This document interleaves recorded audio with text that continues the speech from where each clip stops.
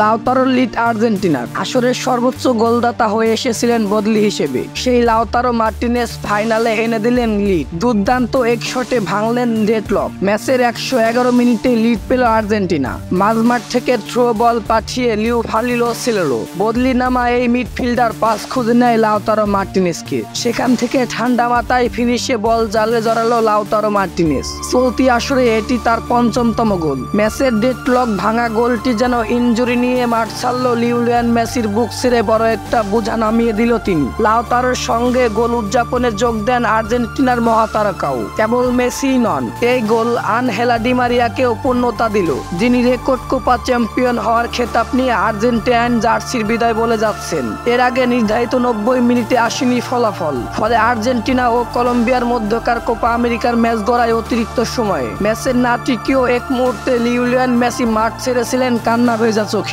Copa আমেরিকায় নিজের শেষ ম্যাচটাও পুরো খেলা হয়নি তার। এদিকে 2022 বিশ্বকাপের পর আরো একবার আর্জেন্টাইন ফাইনাল গেল অতিরিক্ত সময়ে। ম্যাচ শুরুর আগেই কলম্বিয়ান উক্ত ভক্তদের টোপের মুখে পড়েন আর্জেন্টিনার খেলোয়াড়রা। সেখান থেকে আর বেরিয়ে আসা হয়নি পুরো ম্যাচে কলম্বিয়ান শারীরিক ফুটবল আর প্রেসিং এর কাছে অসহায় হয়েছিল আর্জেন্টিনা। পুরোটা সময়ে তাদের ব্যস্ত থাকতে কলম্বিয়ার আক্রমণ ঠেকাবা কাজে। পুরোটা সময় তাদের ব্যস্ত থাকতে হয়েছে। প্রথম আর্ধে তাদের আক্রমণের মুখে ছিল অস্ত ছিল আর্জেন্টিনাইন। প্রথম আর্ধে আক্রমণে ছিল আর্জেন্টাইন, পরের আর্ধে লিওনেল স্কলানির দল গতি বাড়ায়, পাশাপাশি সেটিপ ও কর্নার থেকে ভালো কিছু করার সুযোগ করেছিল।